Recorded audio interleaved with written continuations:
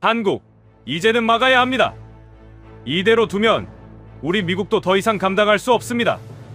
수십 년간 전 세계 안보를 설계해온 제국조차 쩔쩔매던 난제들, 미국이 10년을 매달려도 해결하지 못한 것들을 한국은 단 3개월 만에 끝내버렸습니다.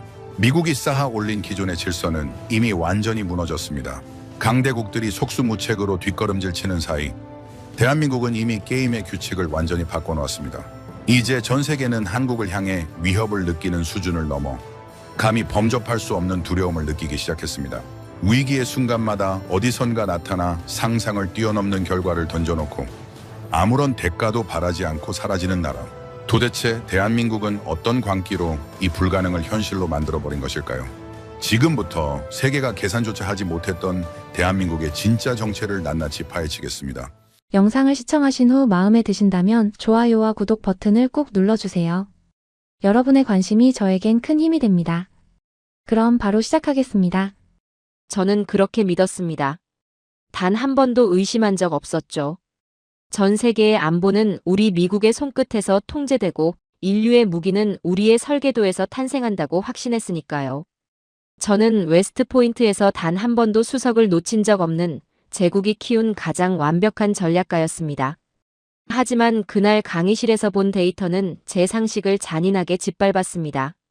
나토를 지키는 핵심 전력의 절반 이상이 더 이상 미국산이 아니라는 사실.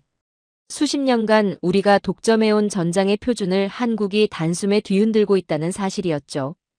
어떻게든 반박해야 했습니다. 논리적으로 오류를 찾아내려 했죠. 하지만 제 눈앞에 펼쳐진 세상은 달랐습니다. 한국의 무기체계는 미국의 어떤 전술보다도 더 빠르고 더 정밀하게 적을 초토화하고 있었으니까요.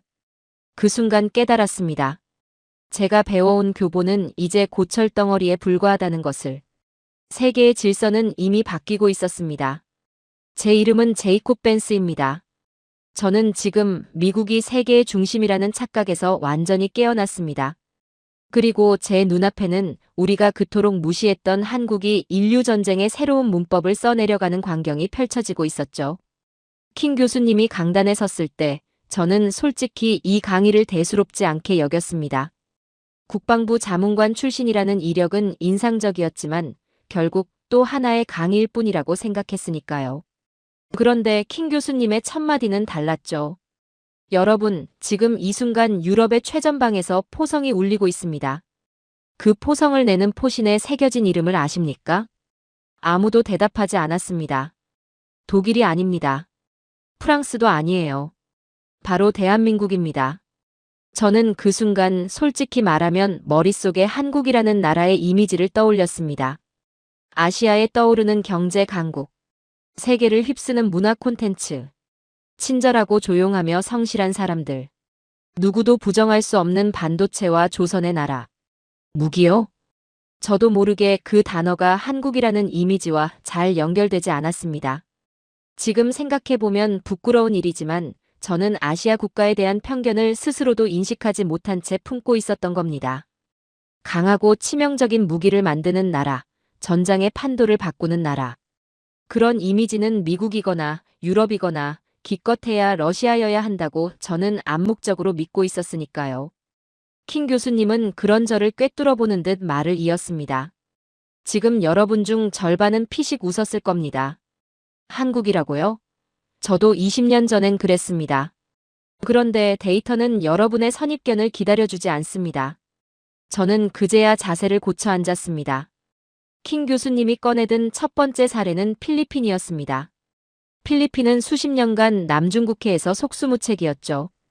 중국의 함선이 자국 영해를 유린해도 필리핀이 띄울 수 있는 건 녹슨 구형기뿐이었습니다. 하늘을 지킨다는 말이 무색할 만큼 필리핀의 하늘은 사실상 열려 있었죠. 그런데 한국산 FA-50이 배치되는 순간 상황이 완전히 달라졌습니다. FA-50은 단순한 훈련기가 아닙니다. 고정밀 타격 시스템과 전자전 대응 능력을 동시에 갖춘 전술 타격기죠.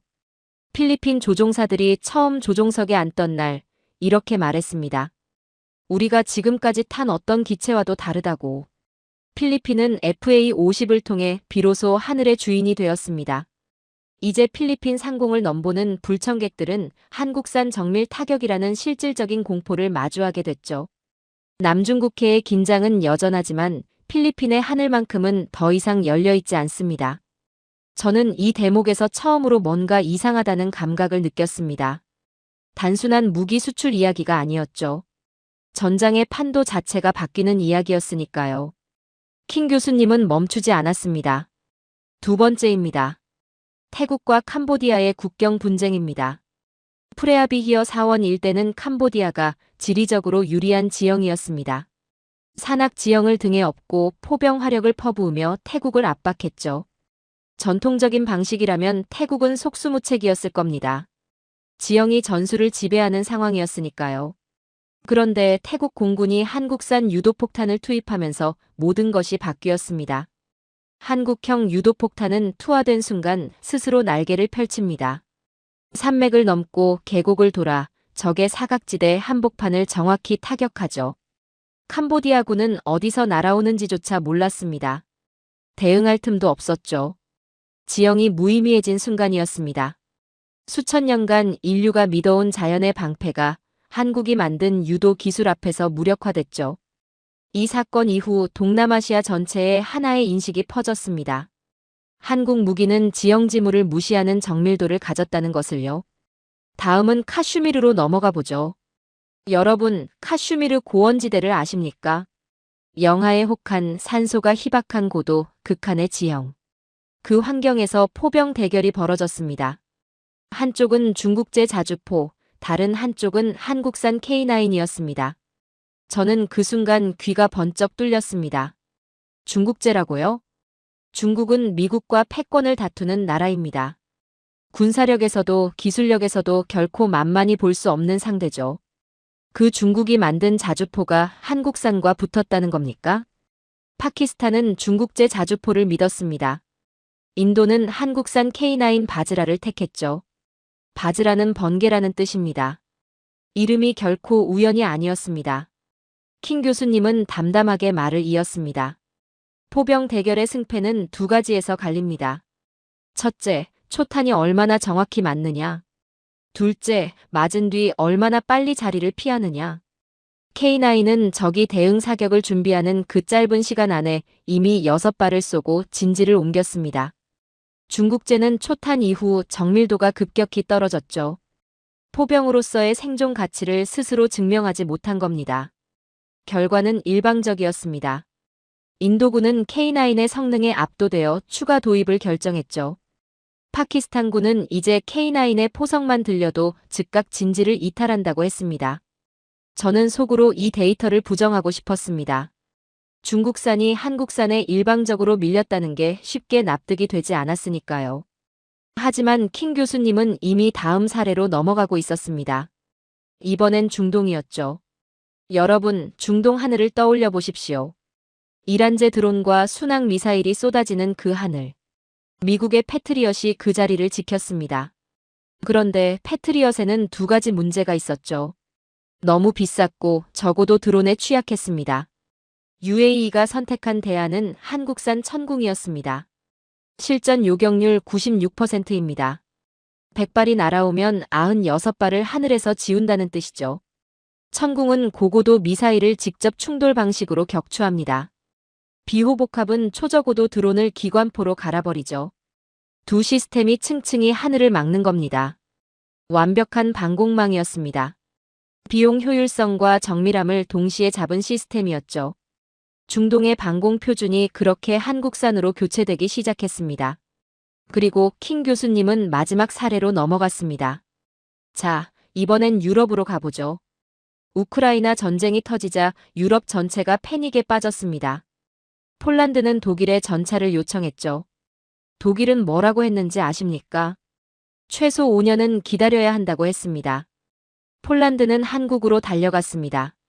계약서에 서명한 지 몇 달 만에 K2 전차와 K9 자주포를 실은 배가 폴란드 항구에 들어왔죠.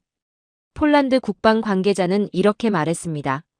한국인들은 인간이 아니다. 어떻게 이 속도로 전차를 생산하느냐고. 나토 최전방을 지키는 전차에 새겨진 이름이 더 이상 독일어가 아닌 시대가 된 겁니다. 여러분, 이 5가지 사례의 공통점이 보입니까? 필리핀, 태국, 인도, UAE, 폴란드. 이 나라들이 벌인 건 전통적인 강대국의 무기였습니다. 그리고 선택한 건 단 하나였죠. 왜 그랬을까요? 단순합니다. 한국 무기가 더 강했고, 더 빨랐고, 더 믿을 수 있었기 때문입니다. 저는 그 말을 들으며 무언가를 인정하기 싫었습니다. 데이터가 사실이라 해도 이게 일시적인 현상은 아닐까? 분명히 허점이 있을 거라고 생각했습니다. 하지만 그 의심이 채 정리되기도 전에 킹 교수님은 다음으로 넘어가고 있었죠. 솔직히 말하면 앞서 들은 이야기들이 머릿속에서 정리가 되지 않았습니다. 우연히 겹친 것일 수도 있다고 생각했죠. 특정 상황에서 운이 좋았던 것일 수도 있다고요. 하지만 교수님은 제 의심 따위엔 아랑곳하지 않으셨습니다. 여러분, 한국이 평화로운 문화 강국으로 보입니까? 그것은 한국이 선택한 자비로운 가면일 뿐입니다. 그 가면 뒤에는 5천년의 침략을 견디며 도끼를 품은 공학적 괴물이 숨어 있죠. 저는 그 말이 과장이라고 생각했습니다. 문화 강국, 경제 강국. 그게 제가 알던 한국의 이미지였으니까요. 그런데 교수님이 꺼내든 이야기는 제가 전혀 예상하지 못한 방향이었습니다. 때는 1969년이었습니다. 닉슨 대통령이 선언했습니다. 아시아의 방위는 아시아가 스스로 책임져야 한다고. 미군이 한국에서 철수할 수도 있다는 신호였죠. 여러분, 그 말이 한국에 어떻게 들렸을지 아십니까? 혈맹이라 믿었던 나라가 등을 돌린다는 말이었습니다. 당시로서는 공포였죠. 아니, 공포를 넘어선 각성이었습니다. 그 각성은 냉혹한 결단으로 이어졌습니다. 미국이 지켜주지 않는다면 우리 손으로 지켜야 한다. 그 결단이 대한민국 방산의 출발점이었죠. 그런데 문제가 있었습니다. 당시 한국에는 아무것도 없었습니다. 도면도 없었고 기술도 없었고 전문가도 없었죠. 그래서 그들은 어떻게 했을까요? 교수님이 잠깐 뜸을 들였습니다. 소총을 쇠톱으로 잘랐습니다. 강의실 안이 술렁였습니다. 도면이 없으니 완성품을 해체해서 치수를 직접 쟀죠. 고물상에서 주워온 폐엔진을 분해하고 또 분해했습니다.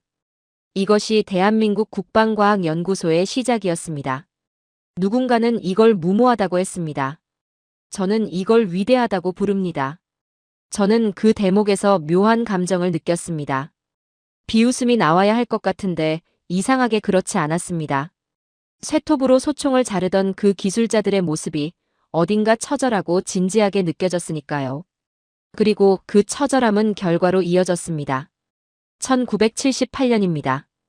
미국의 집요한 방해에도 불구하고 한국은 지대지 유도탄 발사에 성공했습니다. 세계에서 7번째였죠. 이 숫자가 얼마나 대단한지 아십니까? 미국, 소련, 프랑스, 영국, 중국. 그 다음이 한국이었습니다. 쇠톱으로 소총을 자르던 나라가 고물상 폐엔진을 뜯어보던 그 나라가 불과 몇 년 만에 이 반열에 오른 겁니다. 저는 반박하고 싶었습니다. 하지만 말이 나오지 않았죠. 여러분, 한국인들의 혈관에는 특별한 것이 흐릅니다. 수백 번의 침략을 받으면서도 단 한 번도 민족의 불씨가 꺼지지 않은 나라입니다. 5천년입니다. 중국에 당했고 몽골에 짓밟혔고 일본의 나라를 빼앗겼죠. 그런데도 살아남았습니다. 그 생존의 DNA가 현대에 와서 무기공학으로 분출된 겁니다. 그 말은 묘하게 설득력이 있었습니다. 살아남기 위해 싸워온 민족. 그 집착이 무기 개발의 집념으로 이어졌다는 논리. 부정하고 싶었지만 앞서 들은 사례들이 그 논리를 뒷받침하고 있었죠. 그런데 여기서 반전이 있습니다. 여러분은 한국하면 무엇을 떠올리십니까? 드라마, 음악, 반도체와 세계에서 가장 빠른 인터넷이죠. 전 세계가 그 화려한 문화와 경제력에 열광하는 동안 한국은 조용히 다른 일을 하고 있었습니다. 포스코의 철강이 전차 장갑으로 들어갑니다. 현대의 엔진 기술이 자주포의 심장이 되죠. 조선소의 독이 이지스함의 요람이 됩니다. 한국의 민간 산업 전체가 사실은 거대한 병기창이었습니다. 세계가 한국의 드라마에 빠져 있는 동안 한국은 그 드라마 뒤에서 전차를 찍어내고 있었던 겁니다. 저는 그 말을 듣고 잠시 멍해졌습니다. 문화 강국이라는 이미지가 사실은 위장이었다는 겁니까? 그 화려한 겉모습 뒤에 이토록 치밀한 군사적 준비가 있었다는 겁니까? 여기서 제 옆에 앉은 동기 하나가 손을 들었습니다. 교수님, 민간 기업이 군사 목적으로 전환된다는 게 실제로 가능한 이야기인가요? 그냥 이론적인 가능성 아닌가요? 좋은 질문입니다. 단지 이론이 아니에요. 한국은 이미 그 전환 매뉴얼을 완성해 두었죠. 명령이 떨어지면 24시간 안에 민수용 라인이 군수용으로 바뀝니다. 자동차 공장이 장갑차 공장이 되고 조선소가 전함 건조장이 되는 거죠. 대한민국 전체가 하나의 거대한 트랜스포머입니다. 그 말이 머릿속에서 쉽게 지워지지 않았습니다. 그리고 교수님은 이야기의 핵심으로 들어갔습니다. 한국의 방어 시스템은 막는 것으로 끝나지 않습니다. 적의 공격을 막는 그 순간 동시에 적의 머리 위로 수천 발의 미사일이 쏟아지도록 설계되어 있습니다. 방패와 창이 동전의 양면처럼 결합된 구조죠. 그리고 그 창의 끝에 현무가 있습니다.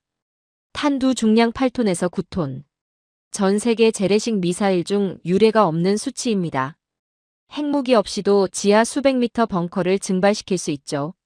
한국은 남의 나라를 침략하지 않기에 이 힘을 숨기고 있을 뿐입니다. 하지만 방아쇠를 당기는 순간 그것은 전쟁이 아니라 일방적인 소멸이 됩니다. 저는 그 순간 등골이 서늘해지는 느낌을 받았습니다. 핵이 없는 나라가 핵에 준하는 파괴력을 재래식 무기로 구현했다는 것. 그리고 그 나라가 겉으로는 드라마와 음악을 수출하는 문화 강국의 얼굴을 하고 있다는 것. 저는 여전히 완전히 인정하고 싶지 않았습니다. 하지만 제 머릿속에서 한국이라는 나라의 이미지가 조금씩 달라지고 있다는 걸 저 스스로도 부정할 수 없었죠. 친절하고 조용한 나라. 그 이미지 뒤에 이토록 냉혹한 실체가 있었다는 게 어딘가 섬뜩하면서도 묘하게 경외감이 느껴졌습니다. 솔직히 말하면 저는 여전히 납득이 되지 않았습니다. 한국 무기가 강하다는 건 인정하더라도 그게 어디서 나온 힘인지가 설명이 안 됐으니까요. 미국은 압도적인 예산이 있습니다. 러시아는 냉전 시대부터 쌓아온 기술 유산이 있죠. 중국은 세계 최대 규모의 군사 인력과 생산력이 있습니다. 그런데 한국은요? 그 질문이 머릿속을 맴돌고 있을 때 교수님이 입을 여셨습니다. 여러분의 경쟁자들은 무기를 이론으로 배웁니다. 시뮬레이션으로 배우고 훈련장에서 배우죠. 그런데 대한민국은 달랐습니다. 실전의 피와 땀으로 무기를 썼습니다. 휴전선을 아십니까? 그 선 하나가 70년 넘게 세계에서 가장 위험한 경계선으로 유지되고 있습니다. 단 하루도 단 한 시간도 긴장이 풀린 적이 없는 곳이죠. 그런데 여러분, 그 공포의 경계선이 한국에게는 세계 최강의 데이터 수집기였습니다. 저는 그 말의 의미를 곱씹었습니다. 데이터 수집기라고요. 북한군의 포탄이 떨어지는 위치, 도발 시의 신호체계, 장비의 발열 패턴, 레이더 주파수. 이 모든 것이 70년간 단 1초도 빠짐없이 기록됐습니다. 이런 데이터는 미국도 없고 나토도 가지고 있지 않죠. 현존하는 위협에 대한 실시간 생생한 데이터를 이 규모로 보유한 나라는 지구상의 대한민국 하나뿐입니다. 저는 그 순간 뭔가 머리를 얻어맞은 느낌이 들었습니다. 우리 미군은 전 세계에 기지를 두고 있습니다. 하지만 70년간 매일같이 실제 위협을 코앞에서 마주하며 데이터를 쌓아온 경험은 없습니다. 한국은 달랐죠. 그들에게 휴전선은 훈련장이 아니었습니다. 살아남아야 하는 실전 현장이었습니다. 그리고 한국은 그 데이터를 그냥 쌓아두지 않았습니다. 북한이 보유한 러시아제, 중국제 무기들의 통신 주파수와 레이더 신호를 완벽하게 복제해서 가상 공간에 구현했죠. 쉽게 말하면 적의 무기를 디지털로 통째로 복사한 겁니다. 왜 그게 중요하냐고요? 적의 눈을 멀게 하는 전자전 장비를 만들려면 적의 레이더가 어떤 주파수로 작동하는지 정확히 알아야 합니다. 한국은 이미 알고 있습니다. 70년치 데이터가 있으니까요. 옆에 앉은 동기가 손을 들었습니다. 교수님, 그 데이터가 실제로 무기 성능에 반영된 사례가 있나요? 당연히 있죠. K9 자주포를 예로 들겠습니다. K9은 적의 포탄이 날아오면 그 궤적을 역으로 추적합니다. 어디서 쐈는지 계산하는 거죠. 그리고 1분 안에 원점을 타격합니다. 이게 가능한 이유는 북한 포병의 사격 패턴을 수십 년간 분석해온 데이터가 알고리즘 안에 녹아있기 때문입니다. 이건 이론으로 만든 무기가 아닙니다. 실전에서 단련된 무기죠. 저는 그 말을 듣고 카슈미르에서 중국제 자주포가 K9에 일방적으로 밀렸던 장면이 떠올랐습니다. 중국은 이 데이터가 없었던 겁니다. 실전에서 단련된 알고리즘이 없었던 거죠. 교수님은 계속 이어가셨습니다. 한국 무기가 전 세계 어떤 환경에서도 작동하는 이유가 있습니다. 한반도 자체가 지옥 같은 테스트베드이기 때문입니다. 영하 40도의 혹한이 있고 한여름 40도를 넘나드는 폭염이 있고 습도가 극단적으로 높은 계절이 있습니다. 산악 지형이 있고 해안이 있고 평야가 있죠. 이 모든 환경에서 살아남아야 했기에 한국 무기는 자연스럽게 전 지구적 범용성을 갖게 된 겁니다. 중동 사막에서 작동하고 북유럽 동토에서도 작동하고 동남아 정글에서도 작동합니다. 한반도라는 극한의 환경이 그들을 그렇게 만든 겁니다. 그 말이 맞았습니다. 노르웨이 혹한에서 독일 전차가 시동이 걸리지 않을 때 한국 전차는 얼음을 깨고 질주했다는 이야기가 떠올랐으니까요. 그게 우연이 아니었습니다. 한반도가 만들어낸 필연이었죠. 그리고 한국은 세계 최강의 스파링 파트너가 있습니다. 바로 미군이죠. 정기적인 한미연합훈련은 한국 무기에게 글로벌 표준을 강제했습니다. 미군의 첨단 장비와 완벽하게 동기화되면서도 미군조차 해결하지 못한 한반도의 산악 지역 문제를 독자적으로 해결해냈습니다. 세계 최강과 매년 실전급으로 붙으면서 단련됐으니 다른 나라 군대를 상대로 압도적인 건 당연한 일이죠. 저는 그 대목에서 솔직히 자존심이 상했습니다. 미군이 해결하지 못한 문제를 한국이 해결했다는 말이었으니까요. 하지만 부정할 수가 없었습니다. 한반도의 지형은 실제로 세계에서 가장 까다로운 작전 환경 중 하나입니다. 그 환경에서 70년을 버텨온 나라의 무기가 강한 건 어쩌면 당연한 결과였죠. 보이지 않는 전장에서도 마찬가지입니다.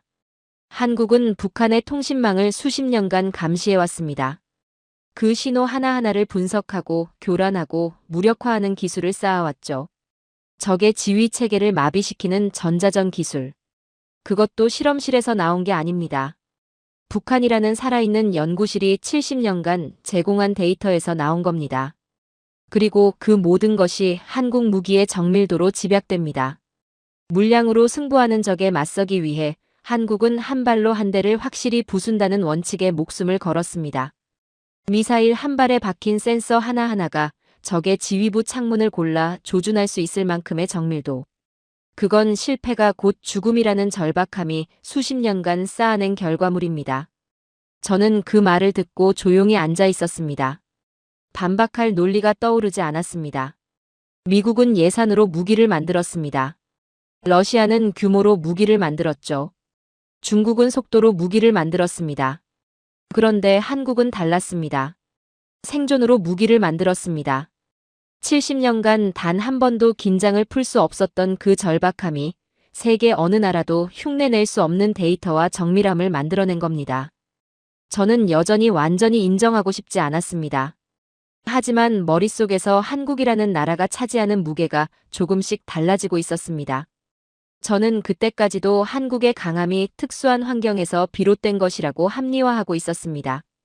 북한이라는 특수한 적이 있었고 한반도라는 특수한 지형이 있었고 그래서 특수한 무기가 나왔다고요. 하지만 교수님의 다음 이야기는 그 합리화마저 산산조각 냈습니다. 여러분, 이번엔 호주를 보죠. 한반도와는 전혀 다른 환경이죠. 드넓은 평원, 극한의 사막, 전혀 다른 작전 환경입니다. 그런데 호주가 차세대 장갑차를 선정하는 입찰에서 전 세계가 경악할 일이 벌어졌습니다. 독일의 링스는 다들 들어봤겠죠?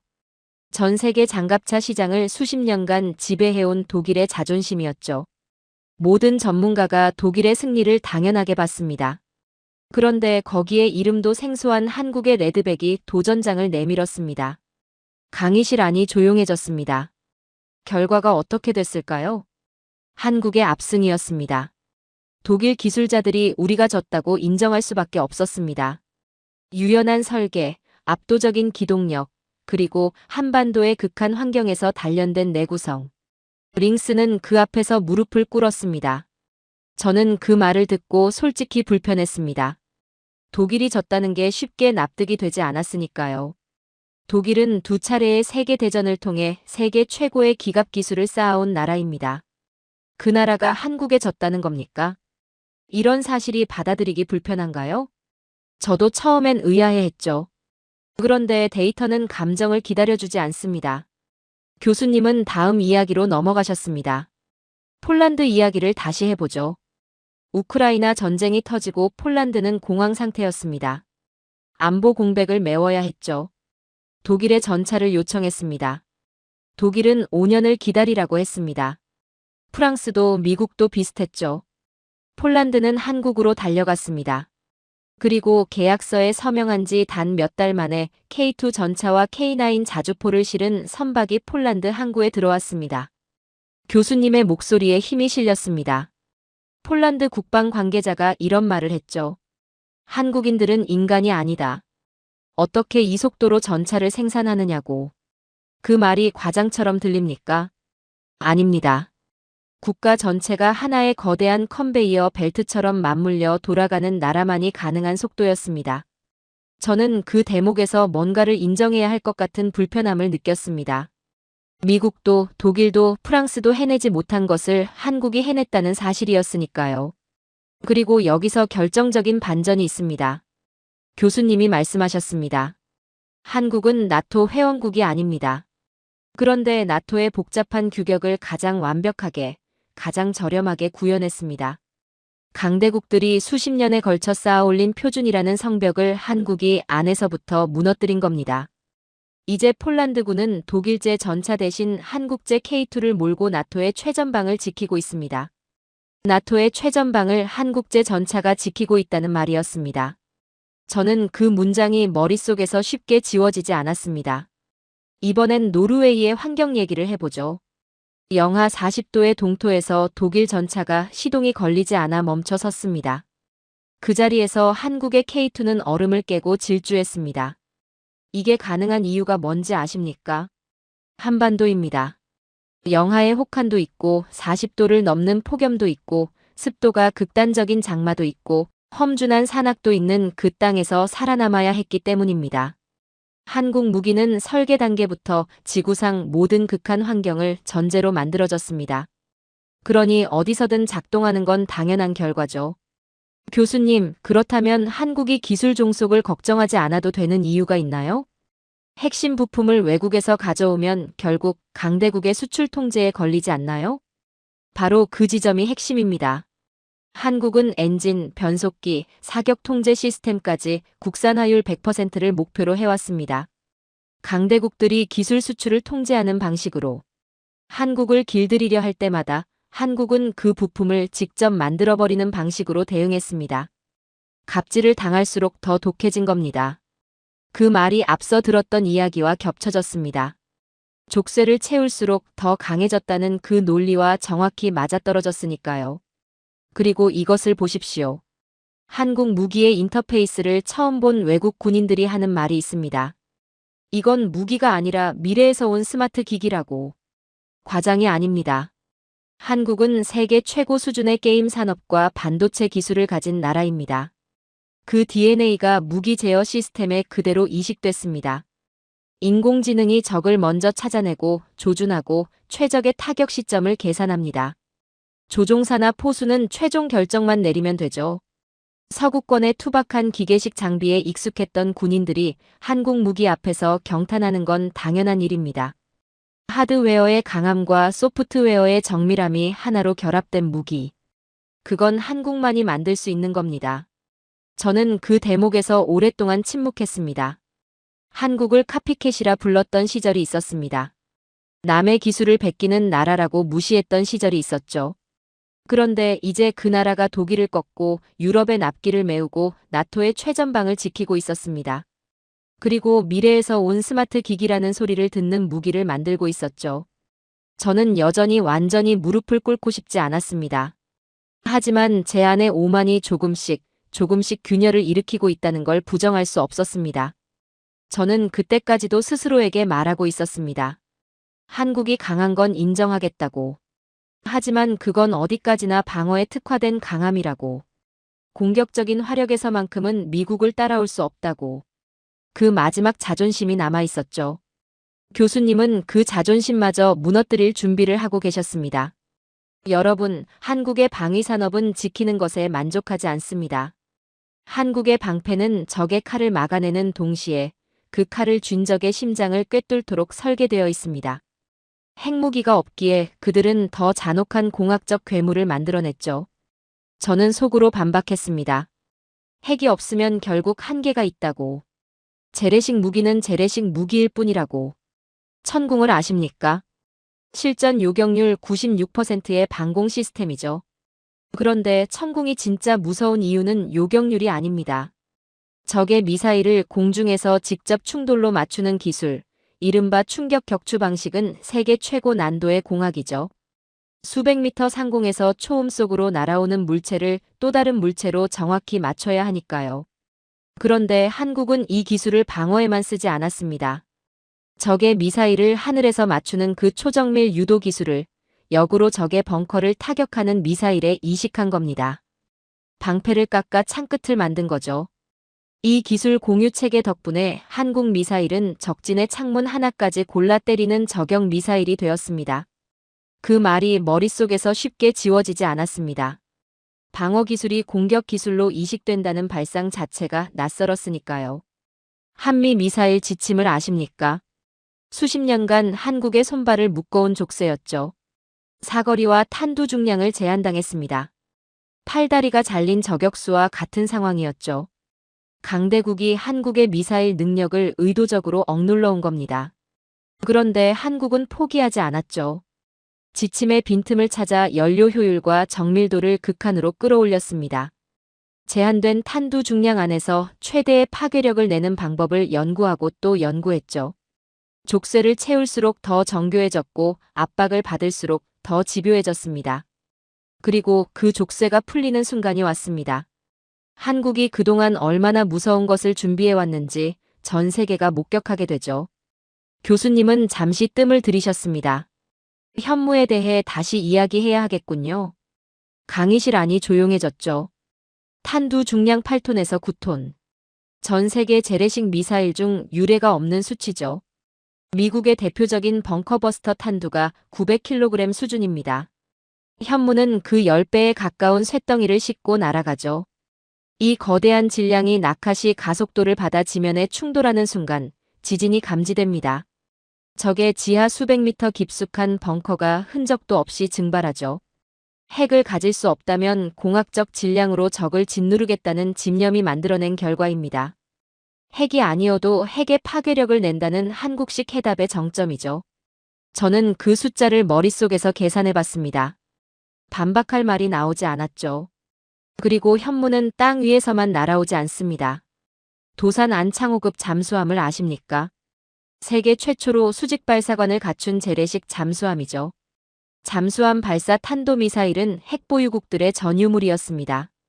미국, 러시아, 중국, 영국, 프랑스. 그 다음이 한국이었죠. 비핵국가 중 유일하게 이 기술을 완성한 겁니다. 바닷속 깊은 곳에서 예고 없이 나타나는 현무가 주는 메시지는 단 하나입니다. 우리가 먼저 맞아도 너희는 반드시 죽는다. 지상의 미사일 기지가 모두 초토화되어도 바다 밑에서 잠수함이 떠올라 보복 타격을 가하죠. 핵보유국들만 누리던 확정적 보복 능력을 한국은 재래식 무기로 완성한 겁니다. 저는 그 대목에서 등골이 서늘해졌습니다. 천무를 보죠. 다연장 로켓입니다. 적이 도발하는 순간 축구장 수십 개 면적이 순식간에 불바다가 되죠. 그런데 이건 단순한 로켓이 아닙니다. 각각의 탄두가 서로 다른 목표를 찾아가는 지능형 살상병기죠. 한 번의 발사로 적의 레이더 기지, 지휘소, 포병 진지를 동시에 각계 격파합니다. 적이 공격을 생각하기도 전에 적의 전력을 통째로 지워버리는 거죠. 그리고 포병의 저격수라 불리는 전술지대지 유도무기가 있습니다. 갱도 깊숙이 숨어있는 장사정포를 족집게처럼 뽑아내죠. 산 전체를 요새화한 적의 방어망이 무용지물이 됩니다. 숨을 곳이 없어지는 거죠. 음속의 5배로 날아가는 극초음속 유도탄도 있습니다. 별도의 폭약이 없어도 그 운동 에너지만으로 전술 핵무기에 맞먹는 파괴력을 내죠. 적의 방공망이 반응하기도 전에 지도부를 증발시킬 수 있는 침묵의 심판자입니다. 한국은 지상 발사형뿐 아니라 전투기 탑재형까지 개발하고 있죠. 보이지 않는 무기도 있습니다. 비핵 전자기 펄스탄이죠. 인명살상은 최소화하되 적의 모든 통신망, 전력망, 미사일 제어 시스템을 한순간에 벽돌로 만들어버립니다. 현대전에서 시스템이 마비된 군대는 원시시대 군대보다 무력하죠. 적의 지휘통제실 인근에서 단 한 방이면 전쟁 수행 능력 자체를 소멸시킵니다. 동기 하나가 손을 들었습니다. 교수님, 이렇게 강력한 공격 무기들이 있다면 반대로 하늘이 뚫렸을 때는 어떻게 되나요? 드론 수백 대가 동시에 밀려오면 막을 방법이 있나요? 교수님이 답하셨습니다. 바로 그 질문이 핵심이죠. 이란 이야기를 해보겠습니다. 이란은 값싼 드론 수백 대를 동시에 띄우는 전술을 씁니다. 한 대당 수백만 원짜리 드론들이죠. 그런데 이걸 요격하려면 한 발에 수억 원짜리 미사일을 써야 합니다. 수백 대가 동시에 날아오면 수천억 원어치 미사일을 쏟아부어야 하는 거죠. 경제적으로 지속 불가능한 전쟁입니다. 이란은 이걸 알고 이 전술을 씁니다. 실제로 이란이 이스라엘을 공격했을 때 요격 비용이 요격당한 드론 가격의 수백 배에 달했습니다. 적은 수백만 원을 쓰고 방어 측은 수억 원을 쓰는 구조죠. 이 비대칭 전쟁에서 아무리 강한 나라도 버텨내기가 쉽지 않습니다. 그래서 전 세계가 찾은 해답이 뭔지 아십니까? 비호복합입니다. 한때 자주대공포는 퇴물 취급을 받았죠. 미사일 만능주의 시대의 구시대의 유물이라고 했습니다. 그런데 이란의 드론 전술이 현실이 되자 세계는 경악했죠. 그 순간 한국이 뚝심 있게 지켜온 비호복합이 중동의 구원자로 떠오른 겁니다. 운용 방식을 설명하죠. 비호복합은 미사일과 30mm 기관포를 동시에 탑재합니다. 고고도로 날아오는 미사일이나 항공기는 미사일로 요격하고 저고도로 떼지어 몰려오는 드론들은 기관포로 갈아버리죠. 분당 1200발의 포탄이 쏟아집니다. 드론 한 대를 잡는 비용이 미사일의 수백 분의 1에 불과하죠. 그리고 한국군의 테스트 기준이 얼마나 가혹한지 아십니까? 실제 이란제 샤헤드 드론보다 훨씬 작고 빠른 길이 90cm에 무게 3kg짜리 초소형 표적기를 100발백중으로 격추해야 합격이죠. 그 기준을 통과한 비호에게 중대형 자폭 드론은 빗맞히는 게 더 어려운 쉬운 먹잇감일 뿐입니다. 사우디와 UAE가 미국도 유럽도 아닌 한국을 선택한 이유가 바로 여기 있습니다. 한국은 무기만 판 게 아니었죠. 드론 공포로부터의 완전한 해방을 판 겁니다.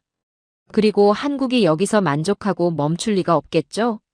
차세대인 천호도 있습니다. 기동성이 뛰어난 차륜형 장갑차에 스마트 포탑을 얹은 시스템이죠. 그리고 비호2가 있습니다. 전방 확산탄으로 드론을 파편의 벽에 가둬버리는 방식이죠.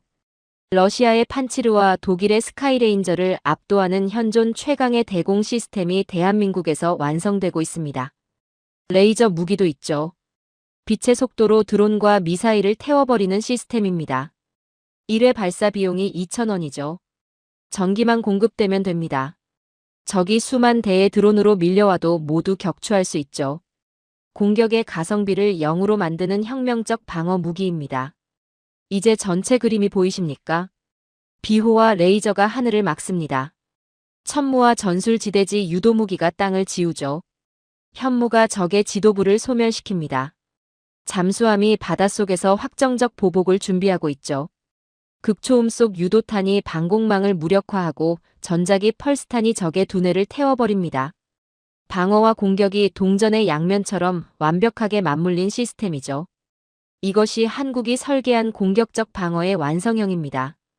저는 그 말을 들으며 오랫동안 침묵했습니다. 방어만 잘한다는 제 마지막 자존심이 산산조각 나는 소리가 들렸습니다. 핵이 없어도 전략적 억제력을 가졌고 하늘은 비호와 레이저가 막고 땅은 천무와 현무가 지우고 바다 밑에서는 잠수함이 기다리고 있었죠. 그것을 재래식 무기만으로 구현한 나라가 대한민국이었습니다. 대한민국은 핵을 가지지 않았습니다. 아니, 공학적으로 핵이 필요 없는 수준에 도달했죠. 8톤의 탄두가 적의 머리 위로 쏟아지는 순간, 그것은 전쟁이 아니라 일방적인 소멸입니다. 한국은 평화를 사랑하기에 이 창을 숨겨두고 있을 뿐이죠. 하지만 적들이 잊지 말아야 할 사실은 그 창 끝이 언제나 그들의 심장을 향하고 있다는 겁니다. 저는 그 말이 가슴 깊은 곳에 박혔습니다. 족쇄를 채울수록 더 독해졌고 압박을 받을수록 더 정교해졌으며 핵도 없이 핵보다 더 냉혹한 억제력을 완성한 나라. 그게 대한민국이었죠. 저는 그때까지도 한 가지 의문이 남아 있었습니다. 강한 무기를 만드는 것과 그 무기를 필요한 순간에 제때 공급하는 것은 전혀 다른 문제니까요. 아무리 뛰어난 무기라도 전장에 늦게 도착하면 고철덩어리와 다름없습니다. 그 생각이 머릿속을 맴돌고 있을 때 교수님이 입을 여셨습니다. 여러분, 전쟁의 승패는 누가 더 빨리 쏘느냐가 아닙니다. 누가 더 빨리 무기를 채워 넣느냐에 달려있죠. 그리고 이 싸움에서 대한민국은 전 세계를 상대로 압도적인 승리를 거두고 있습니다. 한국의 방산 생산 라인을 보십시오. 현대차의 로봇팔이 용접을 하고 한화의 숙련공들이 조립을 마칩니다. 핵심 부품에서 최종 조립까지 모든 공급망이 대한민국 내 1시간 거리 안에 밀집되어 있죠. 서구권의 공급망은 어떻습니까? 독일에서 설계하고 스페인에서 부품을 만들고 프랑스에서 조립하고 벨기에에서 검수합니다. 그 복잡한 체계가 전시 상황에서 얼마나 취약한지 우크라이나 전쟁이 적나라하게 보여줬죠. 한국은 다릅니다. 포스코의 특수강이 공장으로 들어오면 그날 바로 전차 장갑이 됩니다. 삼성과 SK의 반도체가 사격 통제 시스템에 박히죠. 현대의 엔진 기술이 자주포의 심장이 됩니다. 국산 화율 100%의 공급망이 한 나라 안에서 톱니바퀴처럼 맞물려 돌아가는 겁니다. 저는 그 대목에서 뭔가 압도되는 느낌을 받았습니다. 우리 미국조차 방산 공급망의 상당 부분이 해외에 의존하고 있다는 사실이 갑자기 불편하게 느껴졌으니까요. 그리고 한국 무기의 설계 방식 자체가 다릅니다. 모듈형 설계죠. 무기를 통째로 설계하지 않고 부품 단위로 표준화된 모듈을 만들어 조립합니다. 고장이 나면 전체를 교체하는 게 아니라 해당 모듈만 갈아 끼우면 되죠. 이 방식이 생산 속도를 얼마나 끌어올리는지 아십니까? 레고를 생각해 보십시오. 레고 블록은 어떤 조합으로도 맞춥니다. 한국 무기도 마찬가지죠. 구매국이 자국 상황에 맞게 사양을 바꿔도 빠르게 대응할 수 있습니다. 납기 단축과 현지화를 동시에 잡는 천재적인 전략이죠. 동기 하나가 손을 들었습니다. 교수님, 무기를 빨리 만드는 것도 중요하지만 팔고 나서 관리가 안 되면 결국 신뢰를 잃지 않나요? 바로 그 지점에서 한국이 서방과 결정적으로 다릅니다. 서방은 무기를 팔고 나면 그만이죠. 계약서대로 납품하면 끝입니다. 그런데 한국은 팔고 난 뒤가 진짜 시작이에요. 폴란드와 UAE 현지에 한국 기술진이 상주하고 있습니다. 밤을 새워 무기를 정비하고 현지 군인들에게 기술을 전수하죠. 한국산 무기는 한 번 사면 30년 동안 전력을 보장받는다는 믿음. 그것이 전 세계 국가들이 한국에 줄을 서는 진짜 이유입니다. 루마니아에 한국 무기가 들어갔습니다. 필리핀에도 들어갔어요. 사우디에도 들어갔죠. 그리고 그 나라들에서 한국 엔지니어들이 현지 군인들과 함께 땀을 흘리고 있습니다. 무기를 파는 게 아니라 안보 파트너십을 파는 겁니다. 그 차이가 엄청난 거죠. 저는 그 말이 가슴 어딘가에 걸렸습니다. 무기를 파는 나라와 안보를 파는 나라. 그 차이가 얼마나 큰 것인지 구매국의 입장에서 생각해보니 단번에 이해가 됐습니다. 강한 무기를 만드는 나라. 그 무기를 전 세계 어느 나라보다 빠르게 공급하는 나라. 팔고 난 뒤에도 현지에서 함께 땀을 흘리는 나라. 그리고 평화 시에도 언제든 전시체제로 전환할 수 있는 나라. 그것이 대한민국이었습니다. 전쟁의 승패는 누가 더 빨리 쏘느냐가 아닙니다. 누가 더 빨리 무기를 채워 넣느냐에 달려있죠. 그리고 그 싸움에서 대한민국은 이미 전 세계를 압도하고 있습니다.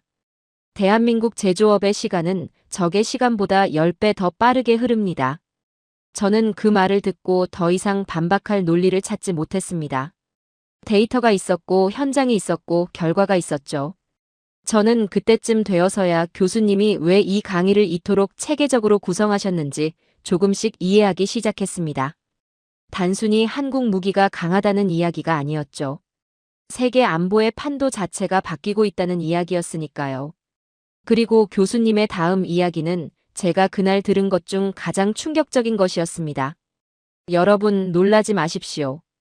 현재 나토 국가들이 가장 많이 수입하는 무기는 더 이상 유럽산이 아닙니다. 미국 다음으로 가장 거대한 신뢰를 받는 나라가 어디인지 아십니까? 아무도 대답하지 않았습니다. 대한민국입니다. 저는 그 말을 듣고 순간 귀를 의심했습니다. 나토는 유럽의 집단 안보 체계입니다. 영국, 프랑스, 독일. 수백 년간 방산 시장을 독점해온 유럽의 맹주들이 있는 곳이죠.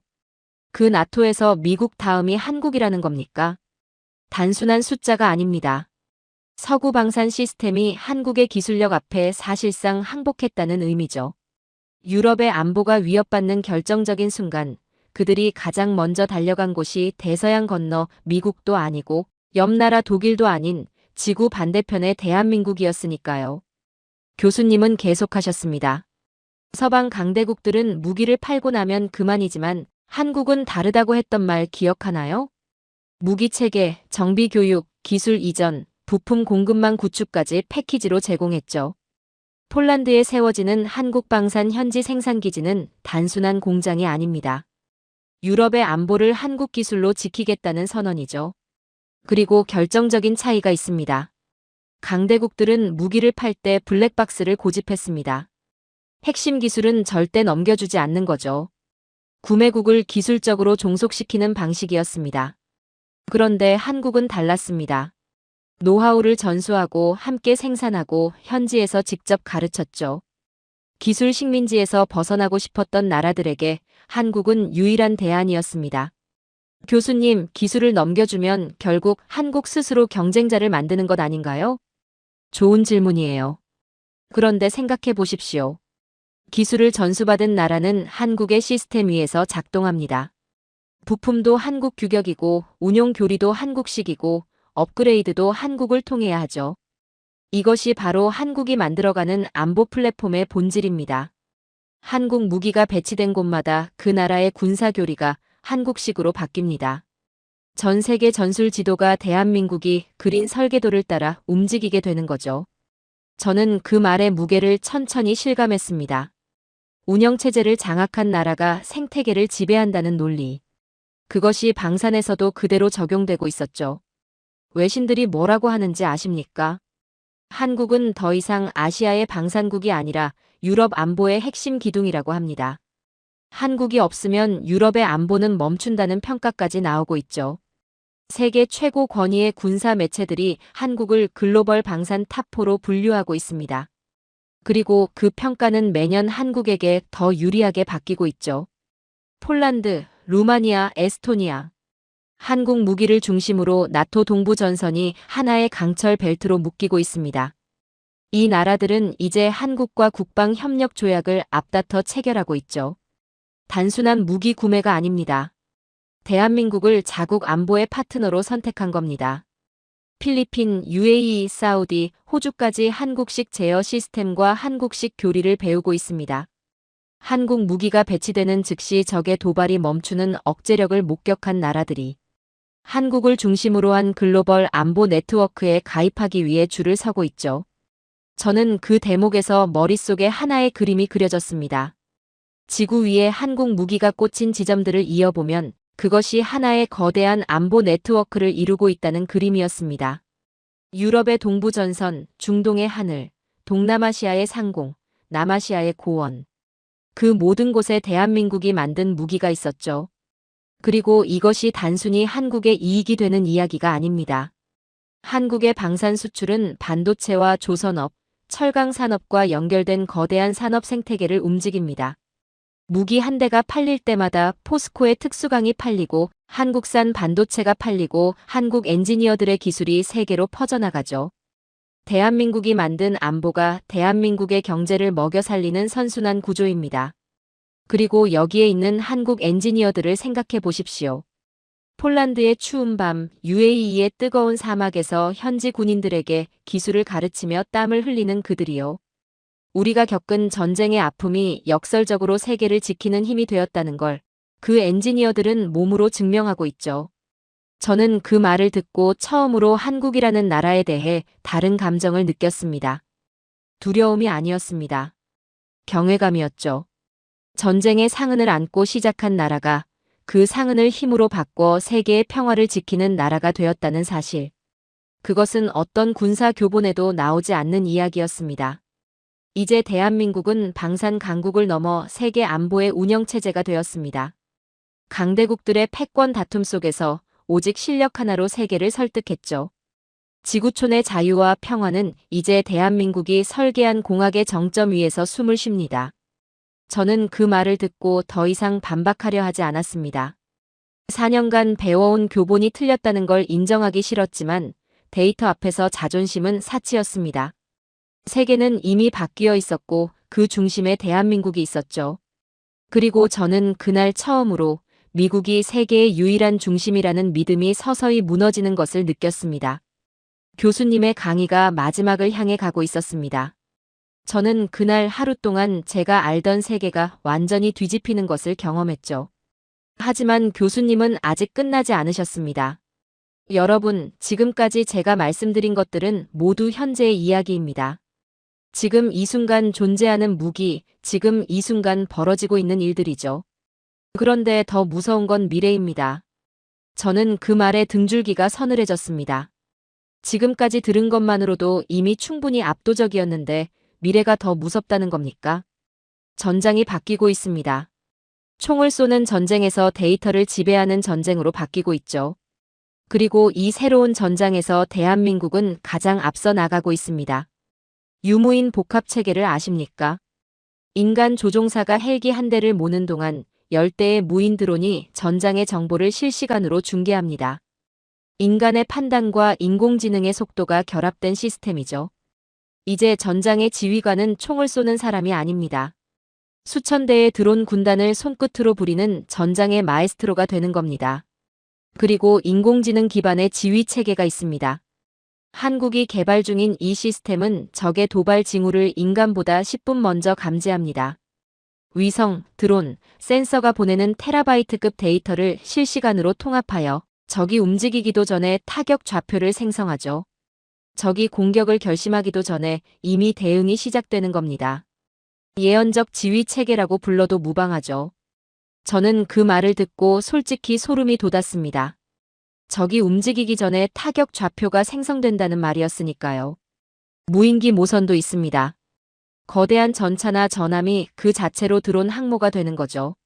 수백 대의 자폭 드론을 싣고 전장을 누비다가 적의 거점 근처에서 수만 개의 벌떼를 풀어놓습니다. 적은 어디서 오는지도 모르는 무인기 군단에 의해 지도에서 지워지는 거죠. 그리고 이 모든 것을 하나로 묶는 초연결 군대가 있습니다. 모든 무기, 모든 병사, 모든 정보 자산이 초고속 데이터망으로 연결되죠.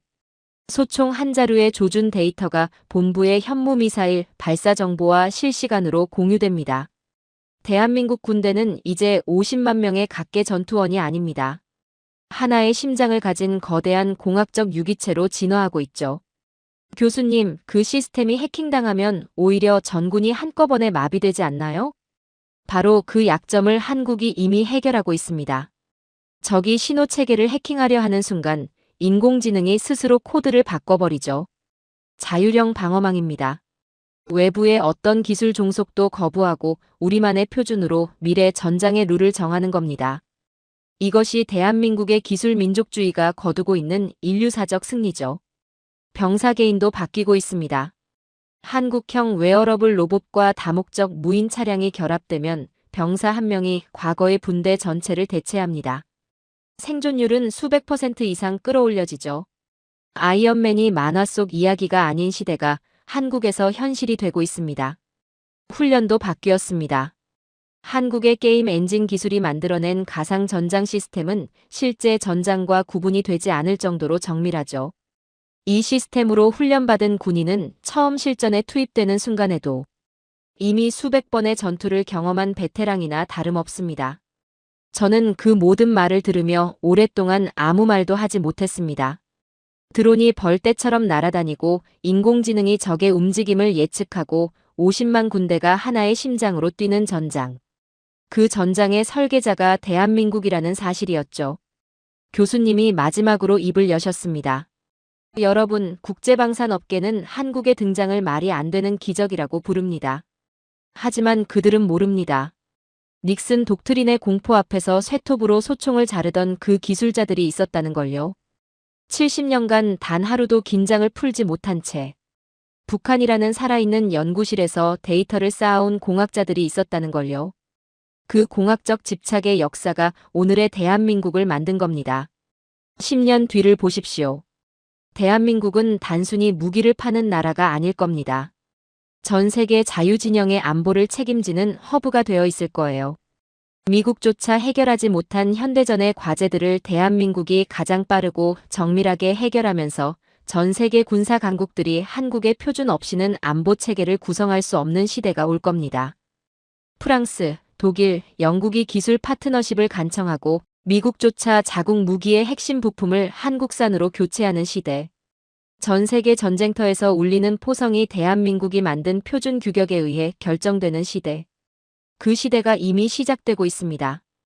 21세기 안보의 역사는 한국이라는 나라가 등장하기 전과 후로 나뉠 겁니다. 대한민국은 스스로의 생존을 지키기 위해 시작한 공학적 도전으로 결과적으로 인류 전체의 전쟁 방식을 재설계했습니다. 그리고 그 재설계는 지금 이 순간에도 계속되고 있죠. 교수님은 잠시 강의실을 둘러보셨습니다. 그리고 마지막 말씀을 하셨습니다. 여러분, 10년 뒤 여러분이 전 세계를 누비는 장교가 되었을 때 여러분이 마주할 것은 한국산 무기가 아닙니다. 한국이 빚어낸 자유의 기준 그 자체입니다. 우리가 무기를 만드는 것은 남을 정복하기 위함이 아닙니다. 가장 강력한 힘을 가진 나라가 가장 낮은 자세로 세계의 평화를 지키는 것. 그것이 한국 방위산업의 최종 목표이자 여러분이 마주하게 될 미래입니다. 한국은 더 이상 강대국의 눈치를 보지 않습니다. 이제 세계의 룰을 만들고 있죠. 강의실 안이 조용했습니다. 아무도 말하지 않았죠. 저도 말할 수 없었습니다. 그날 저는 육사 수석 생도로서 평생 믿어온 것들이 무너지는 것을 경험했습니다. 미국이 세계의 유일한 중심이라는 믿음. 강한 무기는 강대국만이 만들 수 있다는 확신. 아시아의 작은 나라가 전장의 판도를 바꿀 수 없다는 편견. 그 모든 것이 산산조각 났죠. 그리고 그 자리에 남은 것은 단 하나였습니다. 한국이라는 나라가 인류 전쟁사의 새로운 문법을 쓰고 있다는 차갑고도 묵직한 사실. 그날 이후로 저는 세계를 다르게 보기 시작했습니다. 오늘의 사연은 여기까지입니다. 제국의 오만은 이제 잿더미가 되어 역사의 뒤안길로 사라졌습니다. 전장의 판도는 대한민국이 직접 그려낸 새로운 지도 위에서 재편되었습니다. 더 이상 강대국의 눈치를 보며 생존을 구걸하던 시대는 존재하지 않습니다. 우리가 쏘아올린 강철의 표준이 곧 세계의 평화가 되는 시대. 그것은 거스를 수 없는 역사의 필연입니다. 이제 인류의 자유는 대한민국이라는 가장 단단한 심장에서부터 온 세계로 고동치고 있습니다. 긴 영상 시청해주셔서 감사합니다. 내일은 더 좋은 영상으로 찾아오겠습니다.